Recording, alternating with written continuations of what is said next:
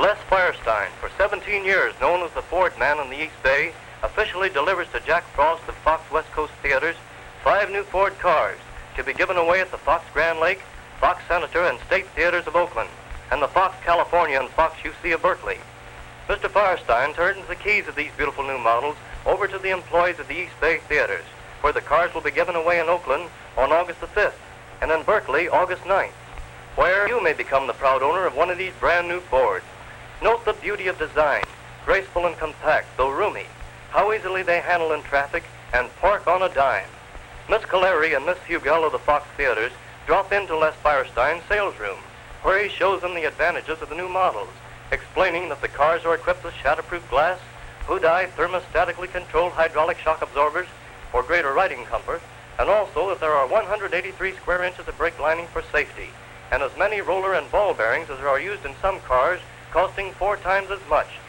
The Ford is without question the most outstanding value today, and when you couple it with Les Firestein Super Service, it is a combination you cannot beat. Here they come up over the Broadway Brick Hill. 25 miles per hour at the bottom, she picks up all the way, gaining to 35 miles over the top. Now over the Fish Ranch Road in high gear, in a Les Firestein free-service Ford car at the rate of 30 miles per hour. Ah, what a car. Mr. Firestein is proud of his service department. Here are 25 factory-trained mechanics repairing and servicing customers' cars. Here, too, you will find the most modern and up-to-date shop equipment, which assures the most accurate workmanship. Mr. Firestein has spent 17 years in the Ford business in the East Bay, and by constant study and endeavor and personal attention throughout all these years, has built an organization of trained men who know how to serve. They know how to keep your car running satisfactorily at the lowest cost, and you know that your car is right when finished. The volume of business being large, the overhead is low. Consequently, the low prices are a delight to the present-day economically minded buying public. A complete stock of genuine Ford parts is carried at all times, as well as tires and accessories. Or if it's for a Ford, you'll find it here.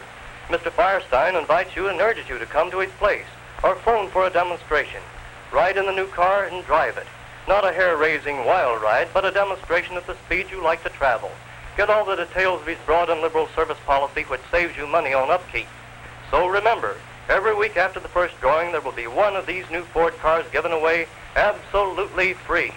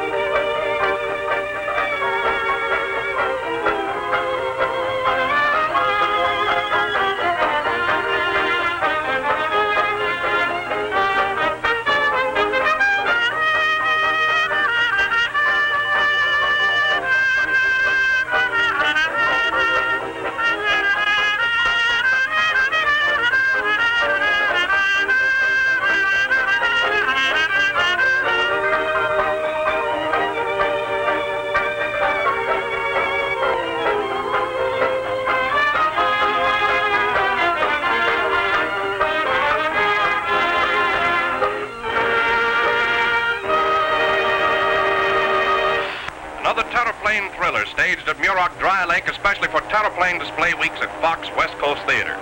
You will see pilot Leboudier fight the terrific air currents of the rarefied desert atmosphere 2,300 feet above sea level as J.D. Pate attempts to step from the speeding plane to the top of the Essex Terraplane. Well, the air's pretty bumpy up there. He's going to make it? No, he misses. No contact that time.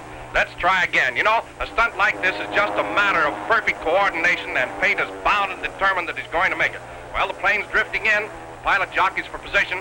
Closer, closer. They're coming in at 70 miles an hour. And boy, look how close to the sands the wheels of that plane go. All right, here he comes. Going, whoops. Uh-oh, not quite. Just a sudden gust of wind, that's all, that lifted the plane high into the air. Pate's arms are so exhausted that to keep from falling, he grips the wing of the plane with his teeth. But they say the third time is the charm. Let's see if it is. Yes, sir, it is. And good boy, Pate, you made it. Here's a close-up of that same shot. Boy, that was a close one. Just a close shave and also a haircut if you want it. Let's take a look at the construction of the landing platform. There's Pate just as calm and serene as though aquaplaning. And so the speeding wheels of this great Essex have made possible another successful and unequaled Terraplane Thriller.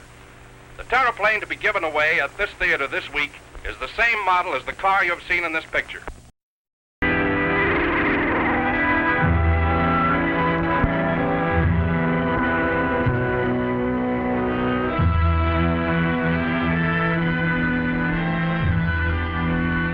Harvest time, the harvest of yesterday's planting. Tomorrow, the harvest of today's earnest efforts. Wherever men dream and plan and toil for themselves and others, the harvest must come. Throughout the world each day, there is somewhere a harvest time.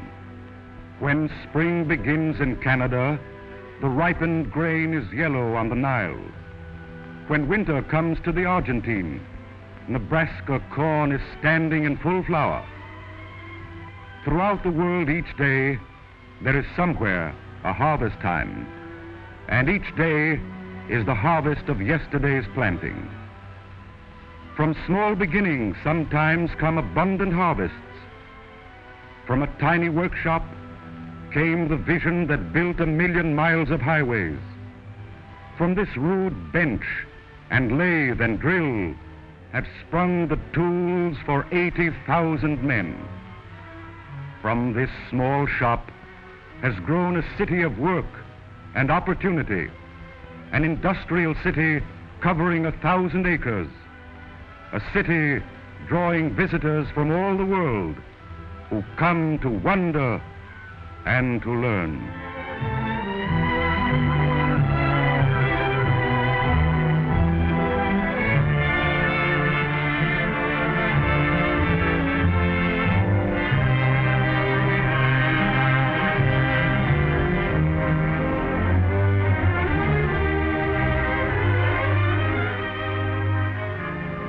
Each year, more than 1 million visitors come to Dearborn, Michigan. They gather here at the Rotunda, a permanent guest house at the gateway to the Rouge. Here, before visiting the plant, are presented the latest tangible shapes into which the Ford idea has been molded.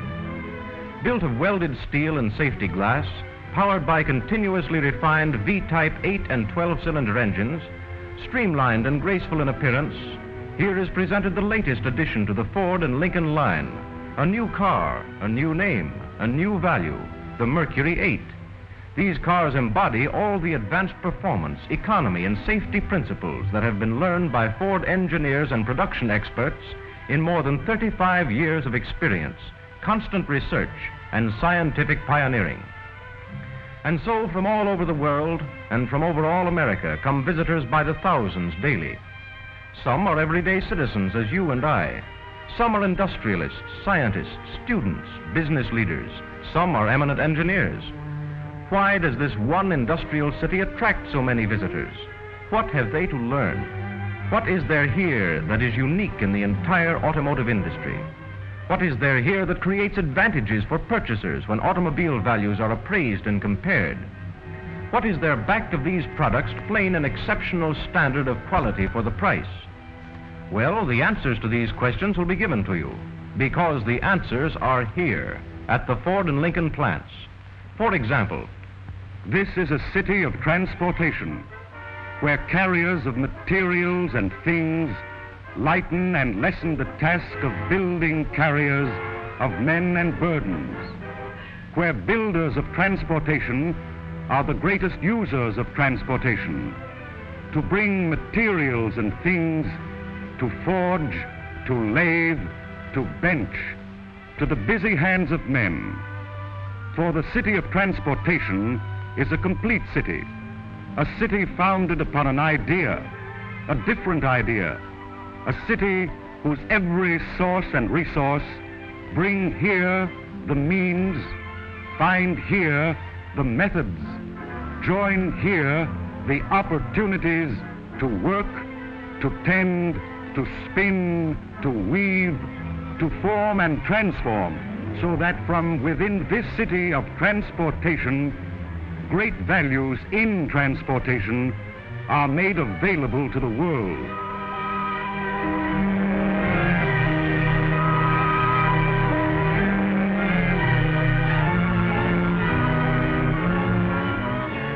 most important item in the building of a quality product of the highest possible value is one that the visitor to the Rouge plant may never see. It's the thought and study, the painstaking research that develops better things and new things to produce greater values at less cost.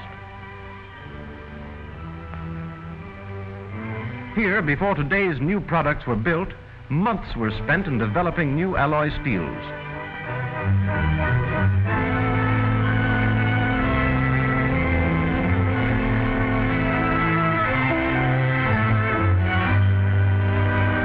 Intricate apparatus was designed and erected to detect sounds and vibrations, to record them and locate the cause and source of noise in a traveling car, and learn new ways to overcome it.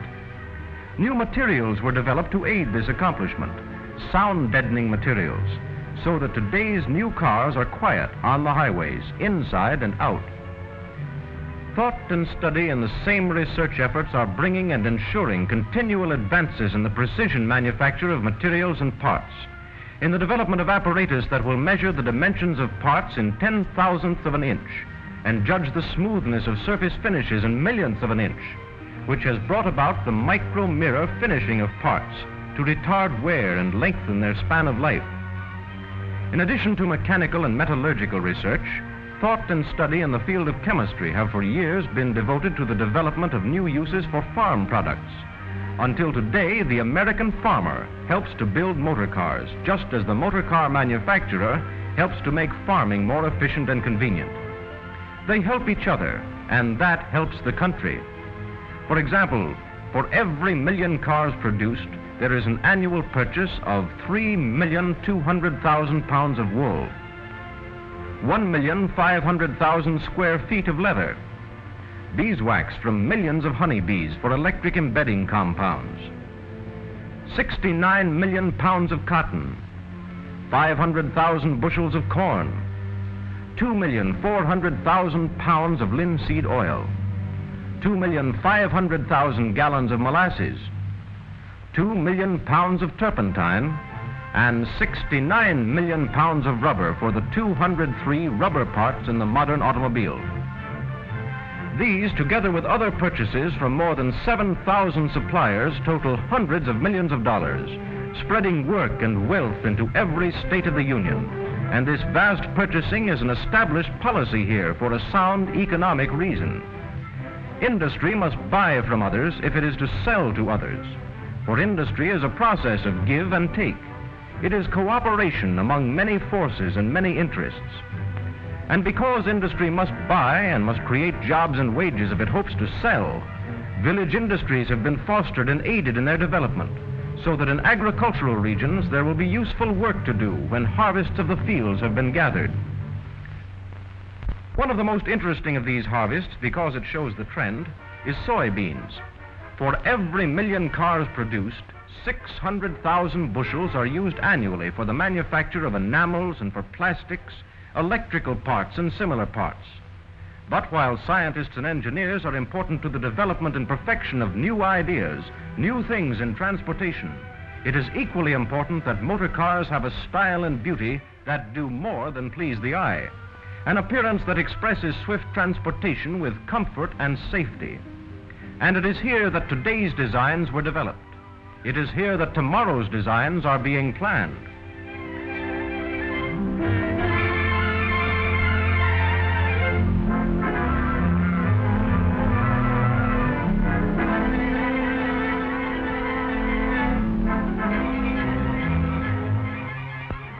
After principles are thoroughly tested, they are embodied in experimental models built in the laboratories. And the next step is the weather tunnel, the only full-size weather tunnel in the United States, where the world's worst weather in all conceivable combinations is created to order.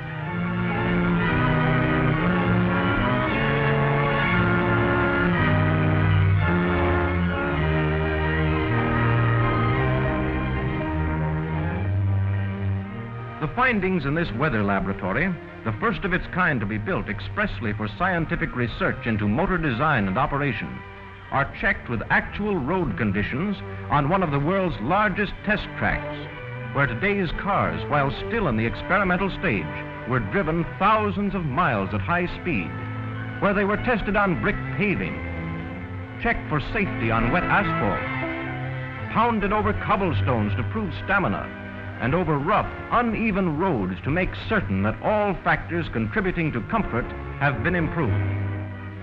Here, too, the cars are checked and double-checked with sound recording and proved in action to be quiet beyond all comparison. They are checked for safety, for durability, for economy, for comfort, to the end that new ideas, new things, new materials in today's Lincoln Zephyr, Mercury, and Ford cars and trucks are thoroughly tested. For here, nothing is approved until it is proved.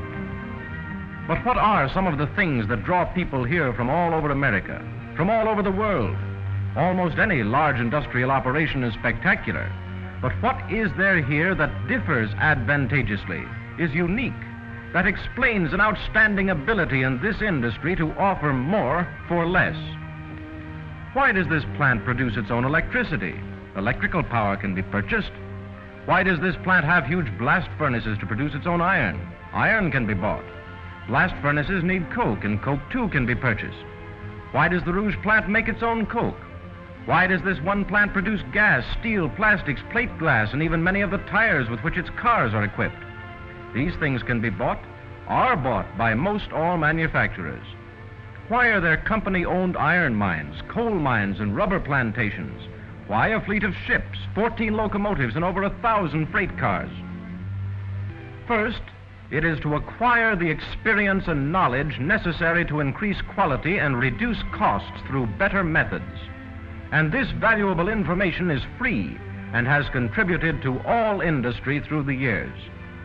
Second, these many and diversified manufacturing operations here keep each one upon an actual cost basis, not cost plus profit on many individual parts of the car.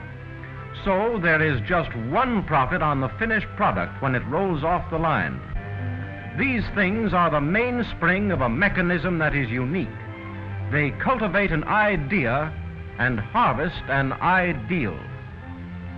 The idea is to find more efficient, less wasteful ways to use nature to make men more free. The ideal is always to find means of spreading the results of scientific achievement more widely among mankind. So great is an idea, so mighty is an ideal, that within half a man's lifetime, a tiny workshop has grown into the world's largest industrial development that is continually improving, creating, and contributing not only its products, but its methods, so that other industries have benefited because many Ford methods have been made available to them. Here, during the last year, $34 million have been spent as a part of a permanent program for progress, founded upon faith in tomorrow.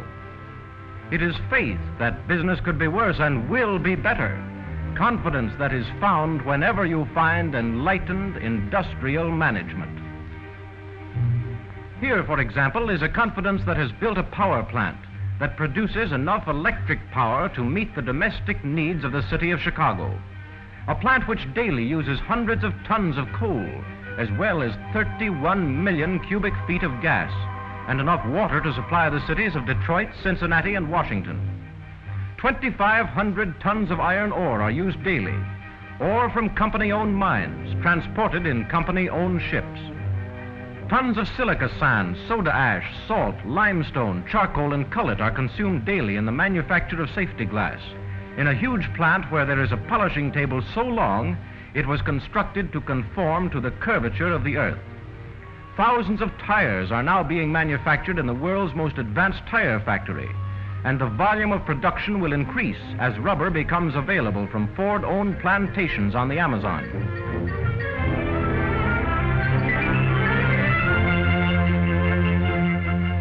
Every 24 hours, these batteries of coke ovens produce 3,475 tons of coke from coal, to be used mainly in the blast furnaces, in the melting of iron ore, but many other products are recovered or produced in this process, to be used or sold, and to save at every point of manufacture, so that these savings may serve to give more quality at less cost.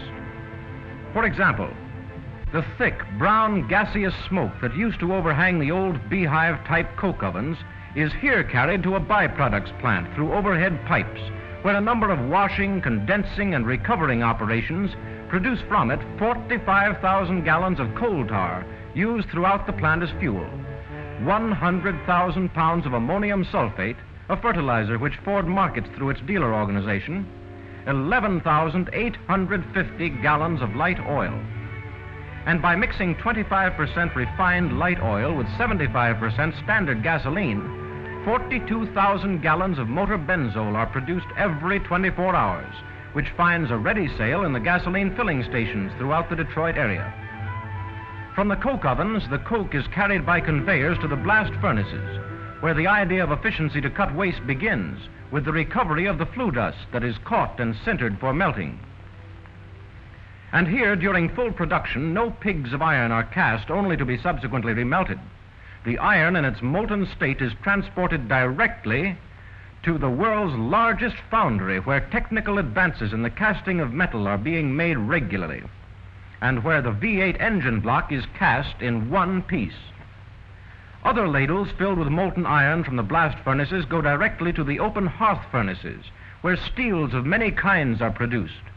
More than 63 different kinds of steel are used in the manufacture of the Ford car, 38 for the cars themselves, and others for dies and tools. And meanwhile, an industry within an industry is devoted to other savings that are passed on to Ford and Lincoln buyers in the shape of better cars, sharing in the profits from these efforts. For example, waste paper that accumulates at the Rouge plant is made into tons of paper used for packing and other production purposes. Every scrap of wood, of rubber, of metal, string, cloth, or leather is used, no matter how small it may be. Waste oil that inevitably pollutes a river flowing close beside any large factory is here reclaimed, 600 gallons of it a day, and used for oiling roads and for fuel. The dust from grinding wheels contains metal particles of the parts smoothed on the wheels. Even this dust is reclaimed, and it yields tons of metal. Slag from the blast furnaces is granulated and piped to a separate plant where it is utilized in making Portland cement. Nails are carefully saved as a safety measure for future use or for the scrap metal they will yield. Tons of nails are salvaged annually and so on almost endlessly, so that each car benefits from the savings effected throughout the plant. Each car is a better value for the buyer than if each had been produced by a separate company. And the final cost of a Lincoln, Mercury, Ford car or truck is the lowest possible cost, not a cost plus carelessness and waste, and not a cost that includes several profits. The savings effected by Ford engineering and manufacturing technique amount to millions of dollars annually, which are passed on to the motorists in the form of better automobiles. Shortcuts and savings here are made with machines and materials, not with men. And it is this efficiency which makes the work go faster, not the men. An efficiency which produces higher quality at less cost and at high wages. It is here that the world's largest builder of transportation is also the world's largest user of transportation in the form of 150 miles of conveyors, which bring the work to the man so that the man does not have to go to the work. It is the conveyor that makes the work easier, the burdens lighter, and thus enables men to produce more, earn more, not as day laborers, but as specialists in their line. When men must wait for parts or materials or else lift heavy burdens from distant conveyors, unproductive seconds add to the cost of manufacturing an automobile. And so every job is engineered for them to conserve their strength, to ease their burdens, for it is by saving men that seconds are saved. And it is through the savings of seconds in one place that at another point on the line, minutes can be spent to ensure the highest possible quality in every part produced. Here, for example, in a lead-walled room, steel is examined for hidden flaws by powerful X-rays. Dozens of these plant laboratories dot the production line. In another room, engineers test Ford parts with twisting, jerking, pounding, bending, and squeezing machines. Springs are bent and flexed and deflected thousands of times. Pistons are crushed. Terrific pressure is put against gear teeth. Plated parts are given soft baths for hundreds of hours to test resistance to corrosion. Paint, oil, rubber, and textiles must pass rigid examinations. All this is done close to actual production so that research and testing go hand in hand with manufacturing at every stage. Thus, minutes are spent because seconds are saved to the end that values can be multiplied. And when you see inspectors checking parts for accuracy to dimensions measured in 10,000ths of an inch, you see where quantity production of quality products actually begins. Because parts must fit together perfectly, or more seconds and costly seconds would be wasted. It is the combination of all these that explains why thousands of people from all over America and from all over the world visit this plant each day. They know that here is a fountainhead of industrial and technological progress has raised standards of production methods all over the world. They see that the more anyone has of success, the more everyone can have. And leaving, each carries with him this thought: this is the only plant of its kind in the world, and from only one plant, this plant, could these cars come at these prices.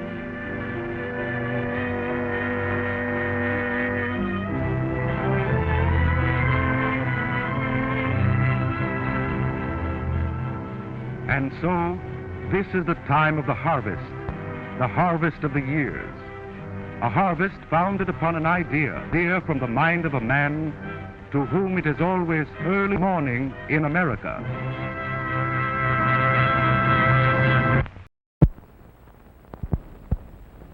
Transportation. The human bridge.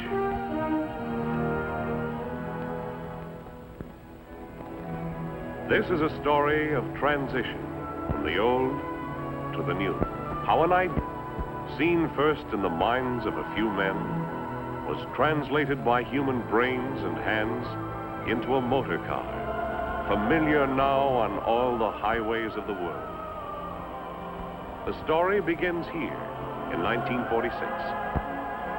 It was morning, the beginning of another day of automobile production. The men and women who were to take a major role in the drama of transition hardly knew the idea had been born. It would pass through many hands and many minds before it would reach them. But they knew that any new idea would be taken by them through the last stages to completion. This idea was a revolutionary event, but you would hardly have known it on that morning in 1946. In small ways are crystallized the dreams that cycle in the transition, the old to the new.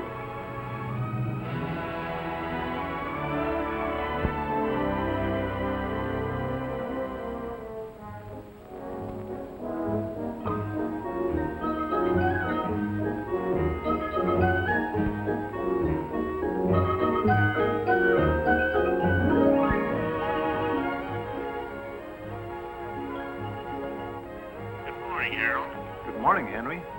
How are you coming on those sketches of the new model? Okay, we've started. I have something here now. I can show it to you soon. Fine. Let's have a look at it today, if possible. Thank you, Harold. The car is designed from the inside out. The idea is to move everything forward so that the passengers in the back seat are riding ahead of the rear wheels. Then we can bring the overall height down and have even more room inside. So here is the idea. A motor car conceived as a space for the riders. Space that is to be enclosed and powered so that from one place to another, more comfortably and with greater pleasure. It's really more than a new automobile design. It's new horizons. It's freedom of movement for the people who will one day drive it and ride in it. who will value it as a possession second only to the homes in which they live.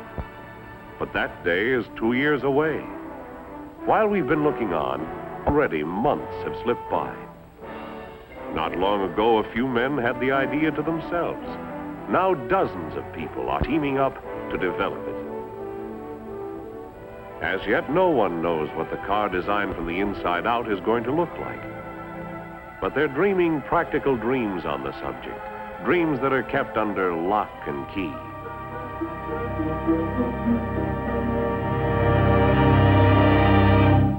Designers are getting these dreams down on paper, drawing outlines around them, and filling them in with color. Is this the car? Is this what it will look like? Well, perhaps the sweep of a fender, the curve of a top, the lines of a hood. Perhaps one segment of a form will develop after weeks of capturing dream cars on paper.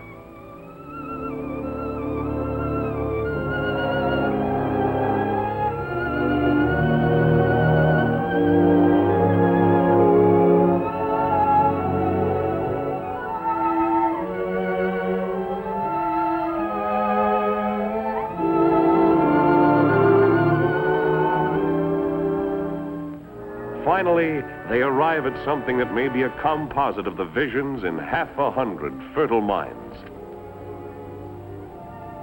This is worth developing. This may be the body outline that is to be familiar on every street and every road in the land.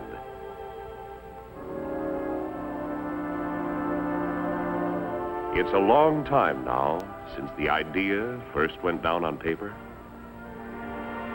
The idea takes form and dimension in quarter scale. It's time to shape it up full size in clay so other minds can work on it, so they can walk around it and talk about it.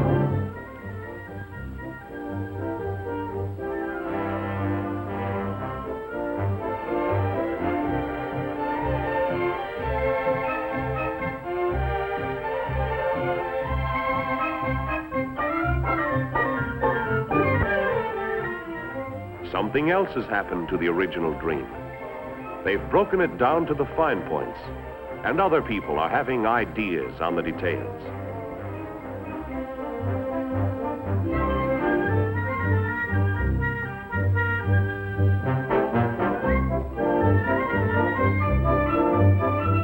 So the idea travels and grows, taking shape in the feel and texture of fabric.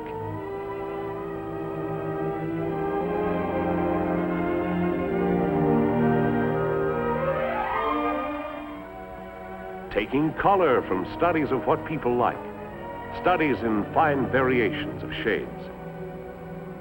Finally, the idea is approaching full form, and they spray color on the clay mock-ups, color and trim, to get them ready for the hour of decision.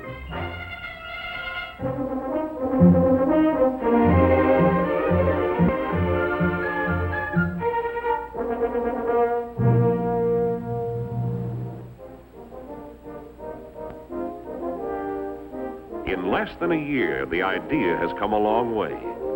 We have developed 2 full-size clay versions of it, and the men who will guide the production of the car, the men who will advertise it and sell it, have the final say at this point. They have to study the idea and think, how will it look in the showroom? How will it look on the highway, going shopping down Elm Street, driving to the picnic on Sunday afternoon? How will it look parked in the driveway? How much will it cost? They make the final decision, and the idea is on its way to becoming an automobile. But it's an automobile still a long way from production. From clay mock-ups, they go to handmade test cars, hammered to shape on wooden forms. Not as perfect as production cars, but something that can be driven and tried out. Yes, a long way from the final product. But transition from the old to the new has begun. Then a great moment arrives. The shape of the new comes out into the light of day. And now a dream that was born in silence feels power in its veins and comes to life. They give it a number and a clean page on which to write the story of its life. And they started out onto the test track. There will be more test cars, dozens more. They will go on hour after hour, day after day, week after week, over good roads for speed and bad roads to break them down, over a road that goes round and round in a circle, but which leads to new horizons for people all over the world.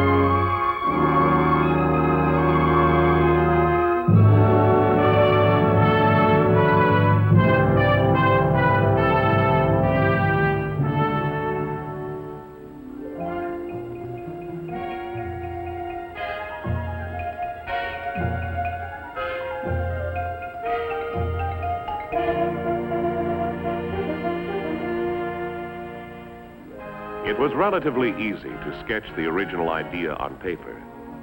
But now that it's a motor car going into production, now that its plans and specifications must pass through hundreds of minds and hands, it's being translated into precise mechanical lines on thousands of sheets of paper. These men with their keen pencils will have to prescribe how to line up bolt holes and fabricated steel parts to be welded. They will have to diagram where to drill 900 other holes and profile a lot of odd shapes and angles.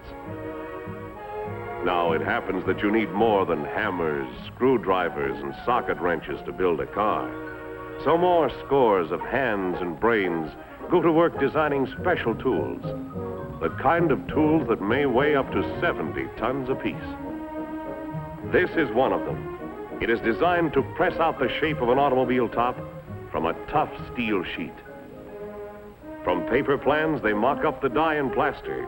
Then the tool and die men hang it up and use it for a pattern, while their machine traces over the form and digs its counterpart out of a block of steel. As much as 9 months' time is required to profile the metal die for the roof panel alone.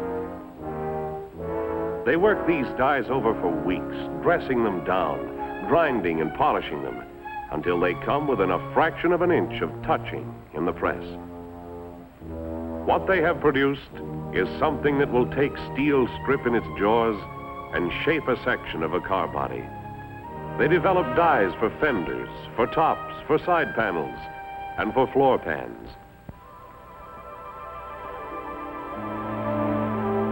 It's hard to remember now that there was a time when the car was no more than an idea. The operation is spreading out. Red ore, iron from Mesabi, by the thousands of tons, is disturbed from its primeval bed in the Iron Range. To pass come automobiles that will be familiar on roads all over the nation. Limestone, coal, a lot of earth substances have been dug up and transported to make a dream come true.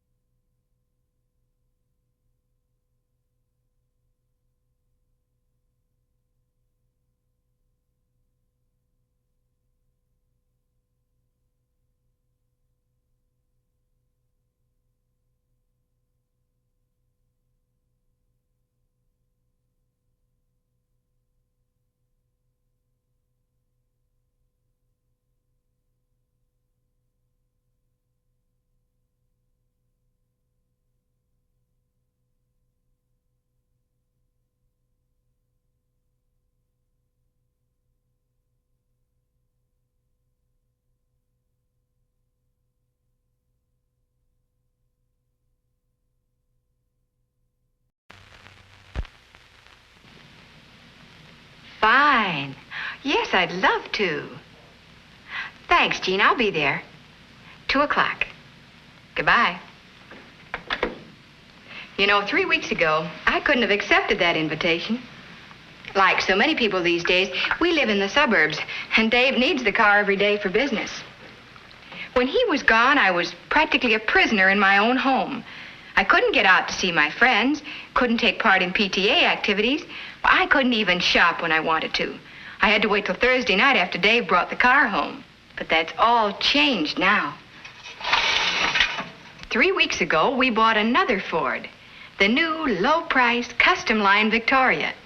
Isn't it stunning? Dave has it all to himself. And I now have the ranch wagon all to myself. It's a whole new way of life.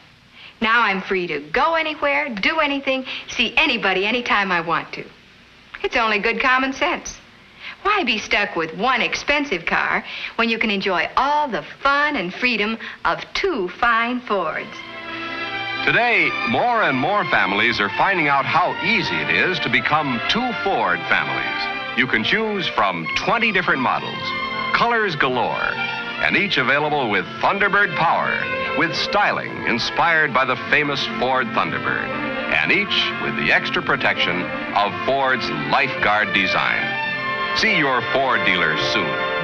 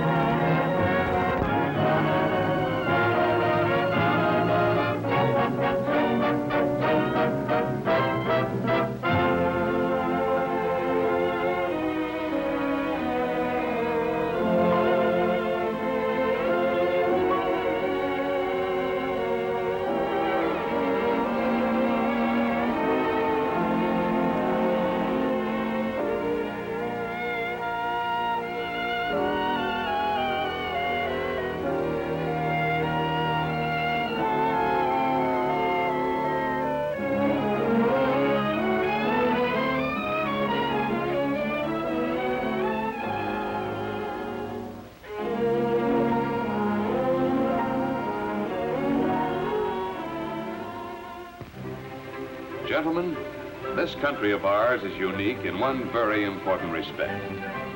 We're the only nation in the world where practically every family has its own transportation system. Here in America, there's an automobile for every 4.5 people. And every car and truck you see on the road was put there by some salesman.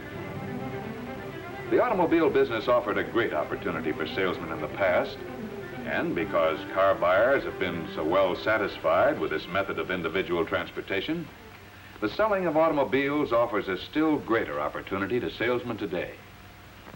But the fact that practically every family already has an automobile puts the new car salesman into the trading business. A salesman's job today is to trade the prospect out of his old car or truck and put him in a new one.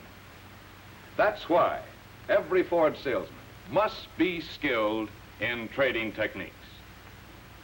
And now, gentlemen, we're going to break up this meeting with the usual closing thought. The Ford salesman's biggest investment is his time. Make the most of it. Okay, boys, let's bring in some deals. Herb Porter, and Joe, like to talk to you 2 minutes. Herb, one of the best ways for a new man to get started in this business of selling cars and trucks is to spend a little time with someone who knows all the angles. Now, Joe Thorne here is a good man to show you the ins and outs of the business. Joe, I'd like to have you take Herb with you for a few days, see how you do things. Is that all right with the both of you? Sure. You bet it is, Mr. Fuller. Okay, then, the best of luck to you, Herb. And did you have good luck, Herb? Well, Charlotte, that's something you can't just answer with a yes or a no. A lot of things happen, and... Tell me about them, Herb. Well, it's a long-winded story, but anyhow, we went for a ride in Joe's demonstrator. Mr. Thorne, Joe. It's Joe, Herb. Okay, Joe. I was wondering, I understand you're at or near the top in sales every month. So that means you must do things a lot different, huh? No, I don't think so, Herb. Maybe it's just that I do more of the same things. You see, it's like Mr. Fuller says. Time's my greatest investment. And, well, I hope this doesn't sound stuffy, but I try to make the most out of every minute. But I had the idea cars were always sold in the showroom. Some of them are, but most of them are sold by going out after the customers. Hey, there's Dick Jones. Hey, Dick. Got anything for me today, Dick? Yeah, Joe, I sure have. I was going to give you a call. Get in touch with Bert Jasper, 1040 Gladstone. He's got a 46 Ford four-door, and he looks hot. Okay, thanks a lot, Dick. Thanks to you for that check you sent me last week. I'll keep sniffing. So long, Joe. So long, Dick. What's all that about, Joe? Well, Dick's one of my bird dogs. He's good for 3 or 4 hot tips a month. Bird dog? Yeah, guys who tip me off when somebody's thinking about buying a car. How many of these bird dogs do you have? Oh, maybe 10 or 15 with 5 or 6 I can depend on. Are they all salesmen like Dick? Oh, no. No, you might find a good bird dog almost any place. One of my best ones is a barber. Yeah. Oh, hello, Joe. No, I'm not too busy. Yeah, I got one yesterday. A 47 Pontiac convertible. Uh-huh. Yeah, the license number is, BR3728. Yeah, sure, Joe. So long.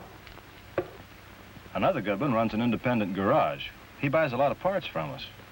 Hiya, Mike. What do you know today? Not much I'm going to let you in on, Joe Thorne. I'll be satisfied if you just tell me who's thinking about buying a new car. Oh, that much I'll do.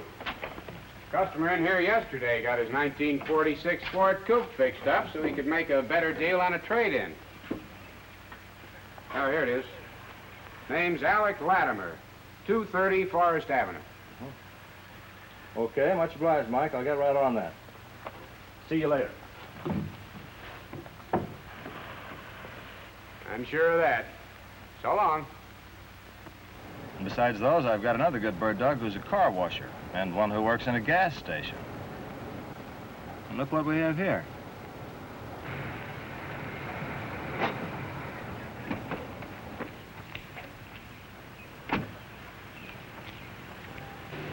Good morning, sir. My name's Joe Thorne. I'm with Jack Swift, Ford dealer. We got a buyer for a car like yours, but I've got to move fast. If I can get you more than it's worth, will you trade today? When I want to buy a new car, I'll know what to do about it. Very well, sir. Here's my card. If I can help you, let me know. Bye. Bye.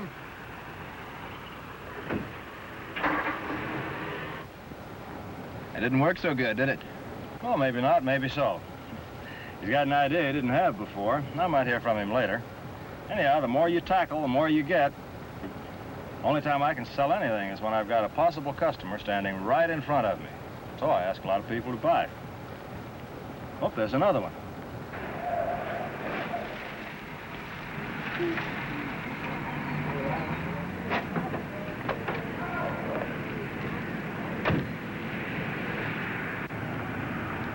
Morning, sir.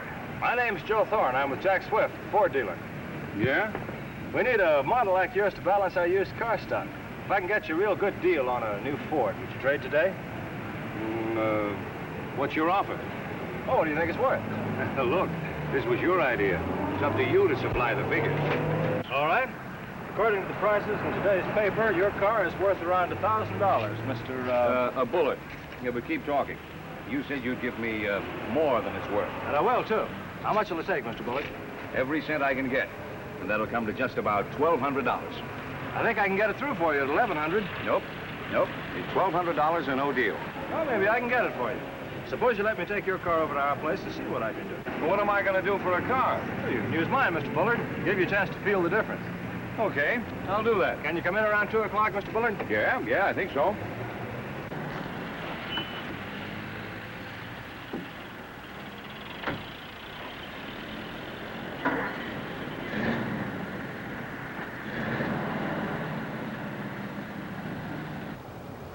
You see, Herb, that'll do 2 things.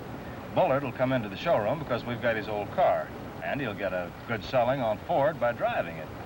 That's why I always keep my demonstrator in good shape. Clean, lubricated, top running condition. It's a good idea. You going back to the showroom now, Joe? No, we've got an appointment at the Thaler Nursery. Mr. Thaler's in the market for a 10.5 stake truck. You sell trucks, too? Sure, I sell trucks.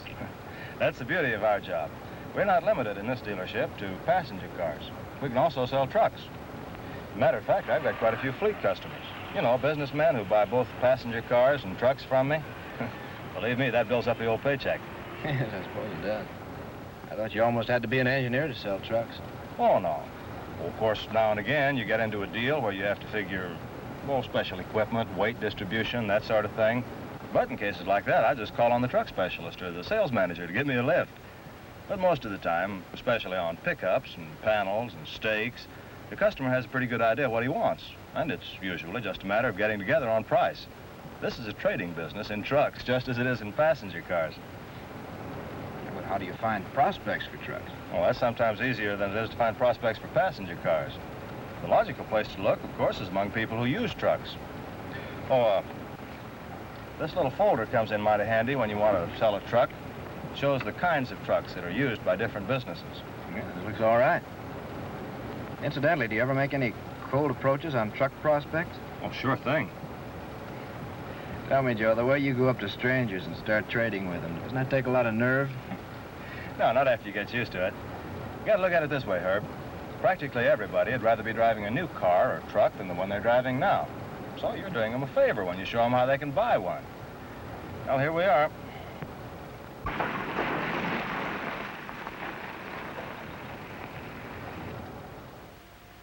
We're ready to give you an attractive trade-in allowance, Mr. Thaler, because it'd mean a lot to us in advertising to get you into a new Ford truck. How much would you give? We'll put you into a new 10.5 Ford. We'll take your old Chevy as a down payment, and your payments will come to only $65.10 a month for 24 months. How much allowance is that? That's an allowance of $625. Uh-huh. That's just about what the Chevrolet man said. And I've always been satisfied with my Chevrolets. You do a lot of your own driving, don't you, Mr. Thaler? Yeah, most of it. Then the additional comforts you get in a Ford truck will be interesting to you. Our cabs have all the comforts you expect in a passenger car. For example, the Ford truck has a thick, springy, rubberized hair padding that can't mat down or pull apart. And besides these advantages in driver comfort, safety, and convenience, you get the ruggedness for long life that Ford's always been noted for. Compare the clutches, for example. The Ford truck clutch has 20% more facing friction area than the Chevy. That gives you a good idea of the general overall difference between the two. The figures I quoted you, Mr. Thaler, are on the 6-cylinder engine. But for those long, high-speed hauls of yours into the city, what you really need is an 8. Chevy doesn't make an 8. Ford gives you a more flexible choice of power plant. Now, here's something else I'd like you to notice. Think you did any good there, Joe? Yeah, I do. I'm sure of one thing, though. You can't hurry a man like Thaler. He'll think over what I told him, and he'll study that catalog. Of course, I'm going to keep in touch with him. Where'd you get all that dope about trucks? I'll show you when we get back to the office.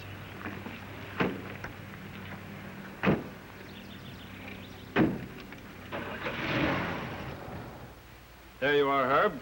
The dope about trucks. The data book, truck selector, all the rest of it. Look it over if you want to, while I go see what it'll cost to get Bullard's 46 Chevy fixed up for the used car lot. Okay, Joe. Well, looks like we can swing a deal with Bullard if he'll go for a 4-door. Boss okay? Boss won't know anything about it. Not until Bullard signs the order. Kind of sure of yourself, aren't you? Oh, I miss sometimes. Calling that prospect Dick gave me. Who's Dick? The bird dog we met on the street this morning. Hello, Miss Jasper. This is Joe Thorne with Jack Swift, the Ford dealer. I understand you and Mr. Jasper are thinking about buying a new Ford. Yeah, news certainly does get around, doesn't it? Well, I called to tell you that we have a customer for a model just like yours, and we can make you a very attractive trade-in allowance on a new Ford. If I can come over and talk to... Oh. Well, when will he be back in town? I see. All right, then I'll call you on Friday. Thanks very much. Goodbye. Was that another prospect? Yeah. This is a competitive owner. I try to call at least 5 every day. Hello, Mr. Freetag.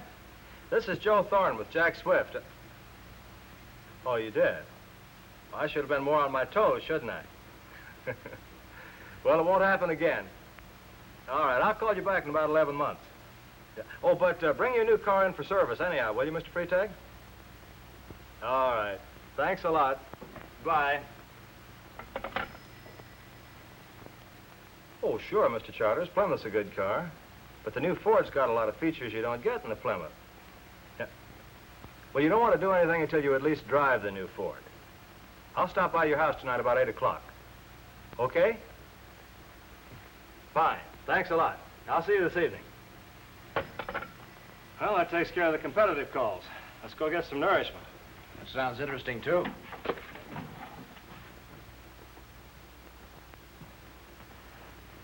I was wondering if you two ever thought about food. Oh, sure. We're almost human.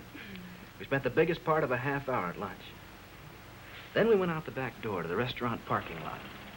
What are you doing now, Joe? Part of my advertising campaign. I put out about 10 of these cards a day on the best cars during my lunch hour. 10 a day, that's 60 a week. If all those cars come in, They don't, though, Herb. Only about 1 in 10 ever shows up. Watch that fellow. See what I mean? But I pick up a lot of good deals that way. Oh, come on, let's get the rest of our advertising out and go back to the showroom. Oh, there's one from my list. On what? License number of that 46 Plymouth going there. Come on inside and I'll show you what I do with them.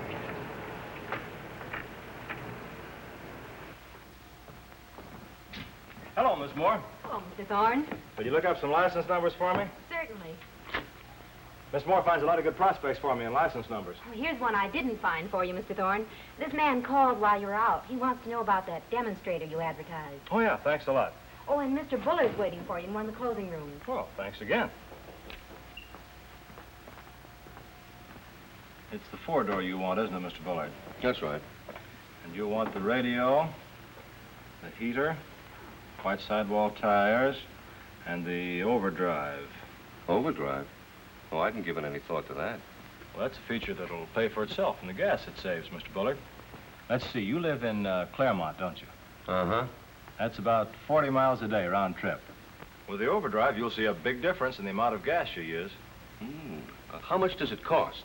It'll only add $4.50 to your monthly payments, Mr. Bullard. Well, okay. All right, let's see. That brings your payments to $45.55 a month. If you'll just okay this offer, we'll see what the boss has to say about it. Yes, sir. That's a good deal, Joe. If they were all that clean, I'd be a much happier man. By the way, how's our new man, Herb, getting along? Well, there's the Bullard deal, Herb. They all that easy, Joe? But I get my share of them. Now I gotta sell Bullard's old car. Still got time to get this ad in tomorrow's paper. You see, Herb, Bullard's car belongs to me for 48 hours. After that, anybody can sell it. Anyway, the sooner I sell it, the more I make, because that price is going to go in just one direction, and that's down. I get it. I've been meaning to ask you, Joe, about these newspaper ads you run. They really pay off, huh? Oh, sure. Being in business for myself, I've got to run personal ads. Hey, that reminds me. That call Miss Moore gave me. Yeah, here it is. You want to see the ad that brought it in?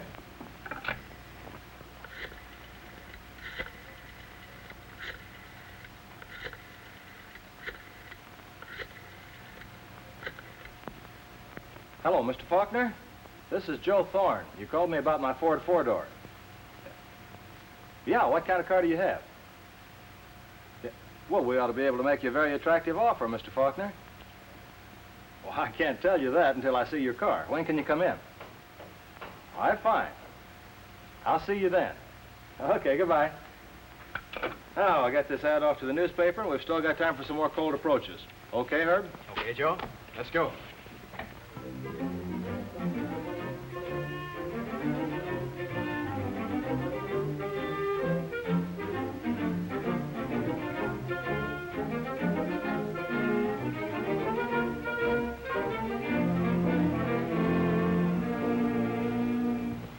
And so we spent the rest of Monday and the early part of the evening making more cold approaches.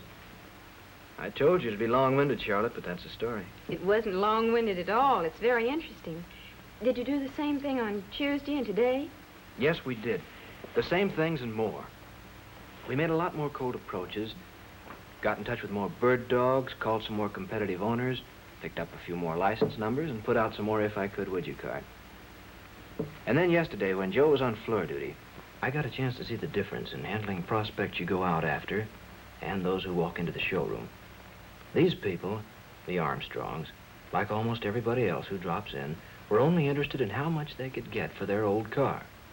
But instead of making them a high-action offer the way he did with Bullard, Joe came in with a low-action offer. I'd say that car was worth around, $875. What?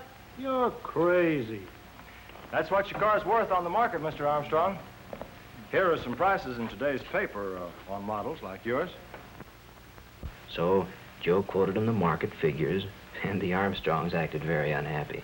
In fact, Mr. Armstrong made it plain he wanted $150 over the market to make a deal out of it. But that didn't bother Joe.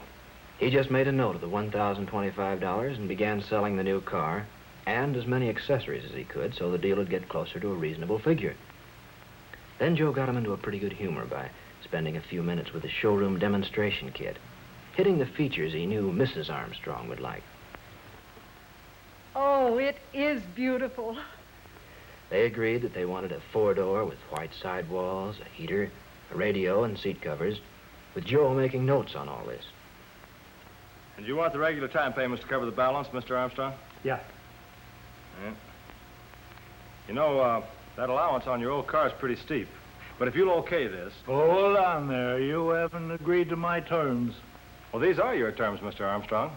But I'll do my best to get the boss to go for them. He'd better.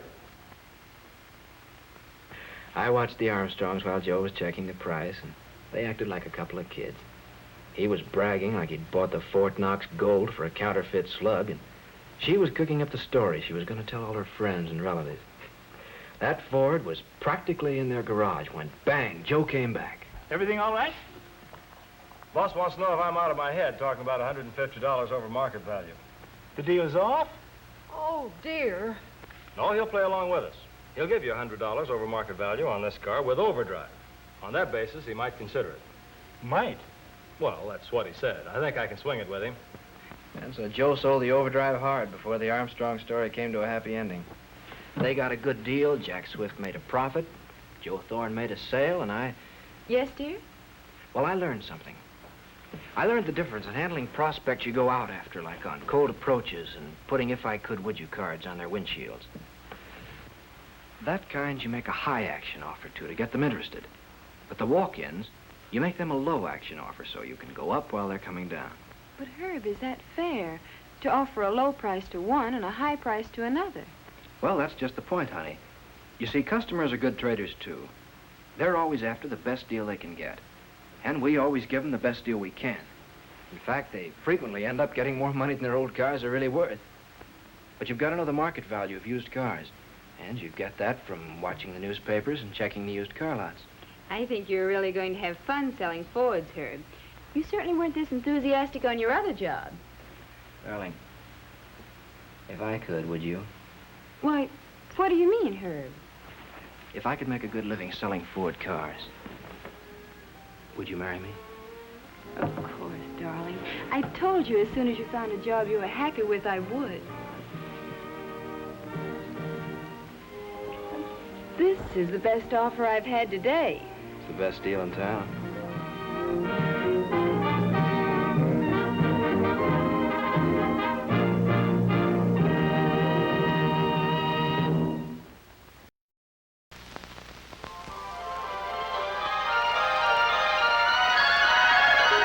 You are about to know the thrill of seeing that which has never been seen before. You are about to enter a beautiful, exciting, wonderful new world, the world of 1960. For the first time in history, you'll see not one, not two, but three completely new kinds of Ford cars for 1960. A wonderful new world of Fords.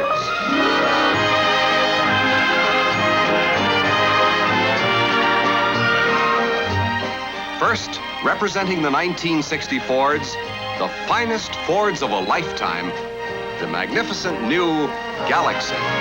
Live a wondrous new life in the Fords of a lifetime, the finest new Fords of a lifetime, in a beautiful, wonderful new world of Fords. Beautiful from any point of view, worth more from every point of value. The 1960 Fords open up a whole wonderful new world of styling, elegance, and built for people comfort. And now, the world's most wanted car. Thunderbird, the finest of fine cars, the last word in Wish It Were Mine cars, the dream car of the wonderful new world of Fords. The 1960 Thunderbird. Finally, the car everyone's been waiting to see. The new size Ford, the Falcon. The Falcon, the new size Ford Falcon, you'll find that the new size Ford Falcon's the easiest car in the wide world to own. Here's full comfort for 6 adults in a car that'll give you up to 30 miles a gallon. A new size car with a new size price. It's the easiest car in the world to own, the Ford Falcon. You can see these cars at your Ford dealer showroom now. The Falcon, the Thunderbird, and the 1960 Fords. There's a big, wide, wonderful world of new Fords, newly proportioned for you, Fords. Oh, beautiful, wonderful, beautiful, wonderful, beautiful, wonderful new world of Ford.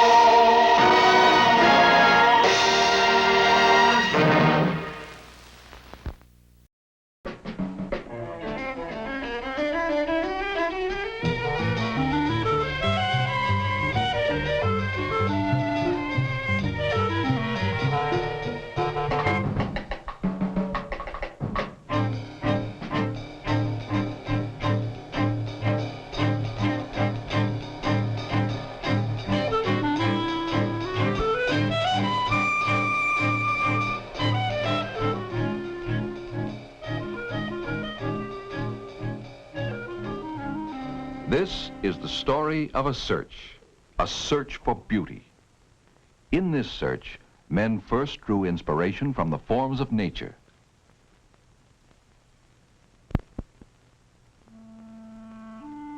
In Egypt, the papyrus plant formed the motif in the fluting of architectural columns. In the maiden's gown, in the alabaster vase, in the styling of chariots, the ancestors, all fleet and beautiful things on wheels. The finest wheeled vehicles were styled for elegance and were made by hand for the fortunate few.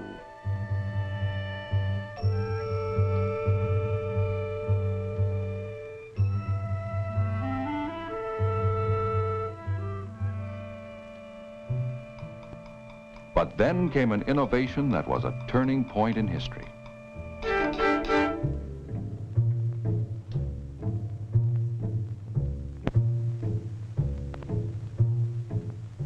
No one cared that the automobile looked like the familiar buggy minus the horse. People were more concerned with whether it was safe and how well it would work. Automobiles continued to look like carriages, and much the same lines were used year after year. Then motor cars became a means of mass transportation with steel bodies that could be reproduced in the millions.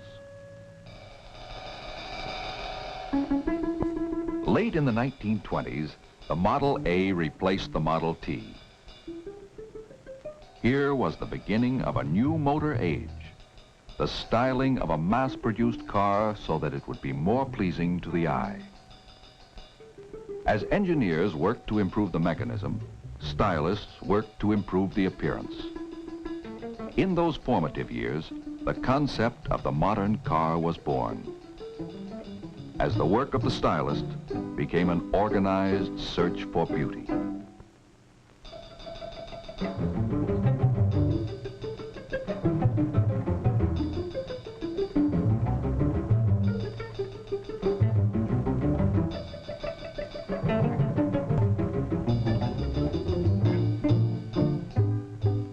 concept led to the elegance and dignity of the Continental, unto the swift and distinctive lines of the Thunderbird.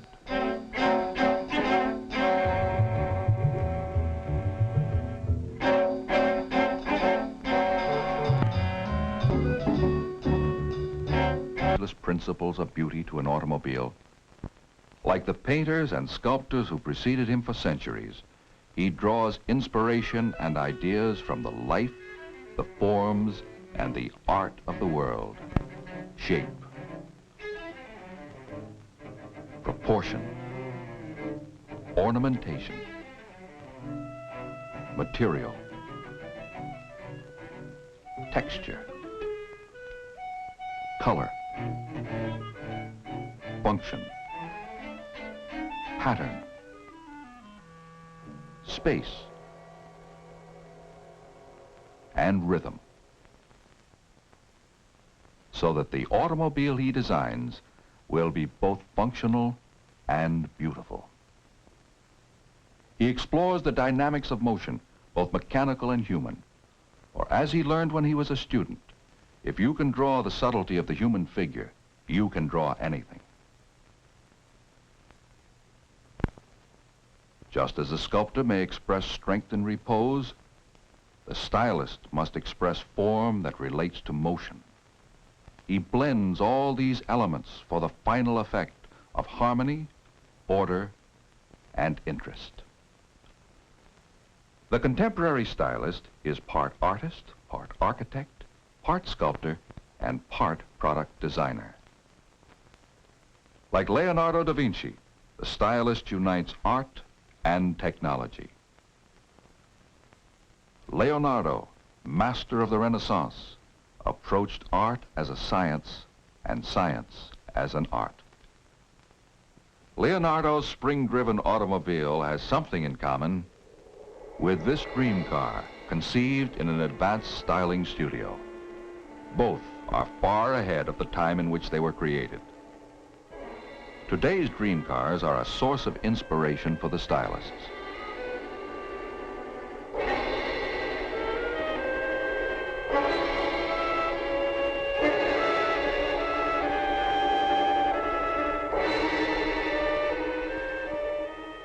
While some are working on ideas for the distant future, others are concerned with features that may be used in the next few years. In attacking a design problem, the stylist must think first of the vehicle's occupants.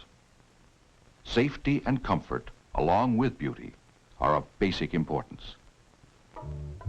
He explores many directions.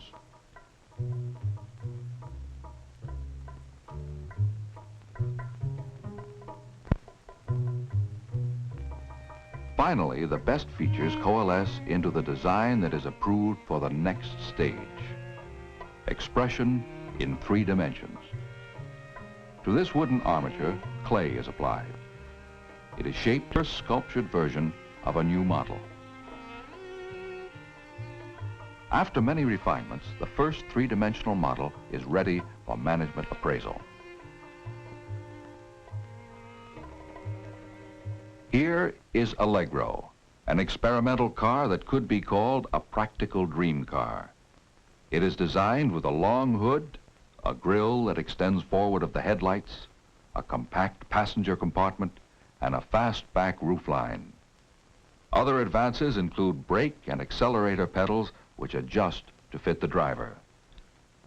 Here is a new concept in driver convenience, a unique cantilevered arm steering wheel with a memory unit. By pushing buttons, the driver can raise or lower the steering wheel and move it fore or aft to his most comfortable driving position. When he leaves, he swings the steering wheel out of the way for easy exit. On re-entering the car, he merely touches the memory button to move the steering wheel back to the original driving position.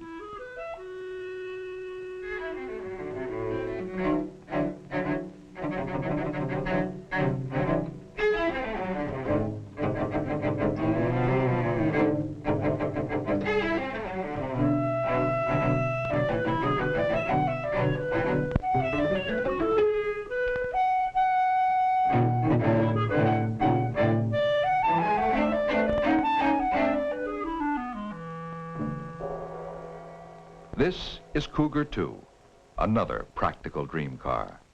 It's a 2-passenger GT or Gran Turismo. Function is the keynote of the interior design. The leather seats adjust individually. Instrumentation is complete and clearly legible. Controls are located for optimum convenience, and the carpeting enhances soundproofing as much as appearance. The Cougar 2 has a fastback roof, concealed pop-up headlamps, and is powered by a high-performance V8 engine. It could be engineered for speeds in the 170 mile per hour range.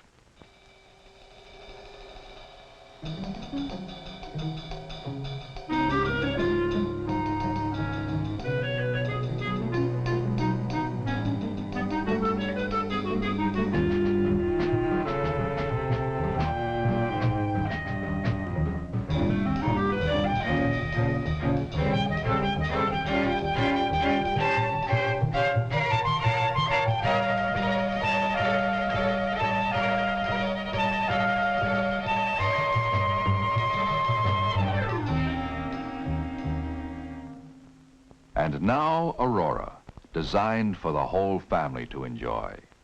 A bank of 12 1-inch headlights is a new approach to road illumination. Electroluminescent side panels increase visibility for nighttime safety. It has a clamshell rear entry system which consists of a tailgate that folds down and a lift gate that slides over the roof to permit easy access to the children's seat. The front passenger can face forward or swivel the armchair seat. The curved sofa is large enough for 3 adults. This experimental station wagon is equipped with a thermoelectric combination oven refrigerator unit and a built-in beverage cooler and cabinet. It also has 3 separate AM/FM radios, a sound recorder, and a plug-in TV screen. The advanced instrument panel incorporates a position indicator map that automatically adjusts to the location of the car.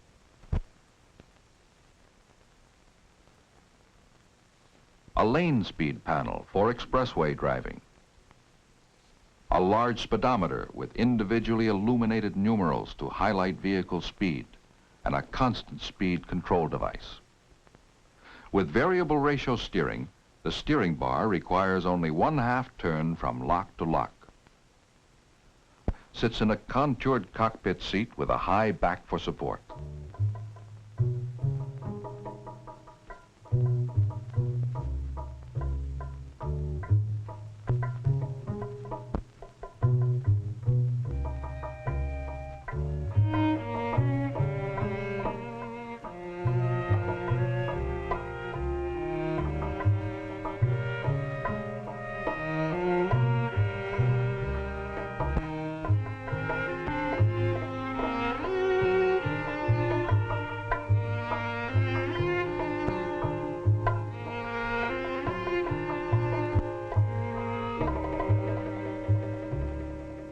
Will any of these experimental features be seen on production cars in the future?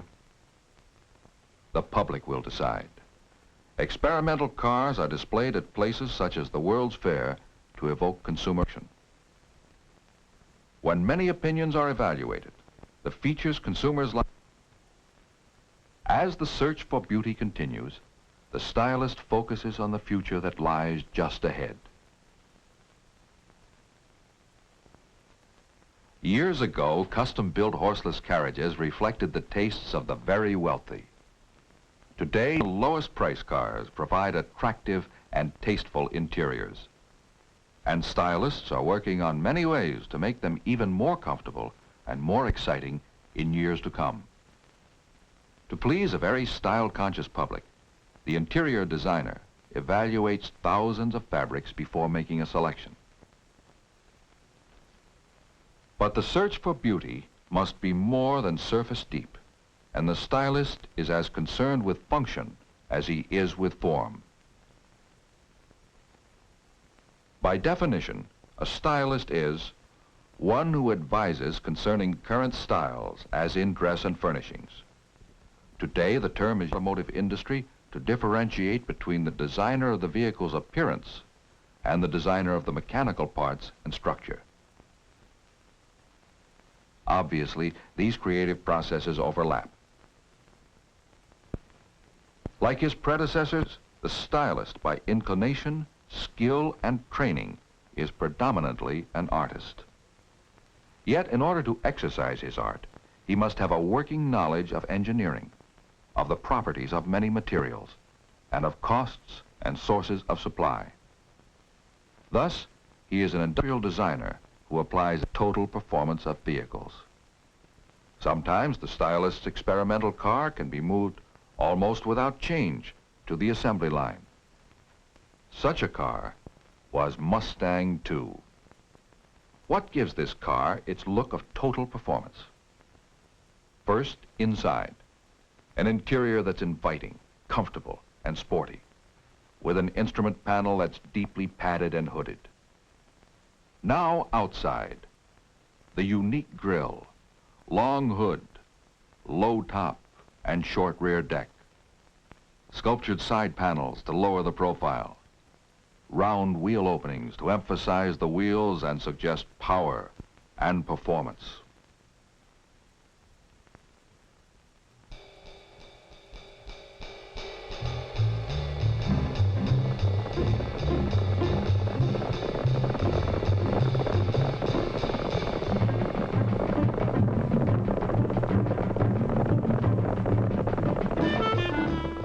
This is the moment of truth, the production car. The work of the stylist, begun over 20 months ago, has been translated into fabric, rubber, glass, and metal. Now the public will tell him how well he has succeeded.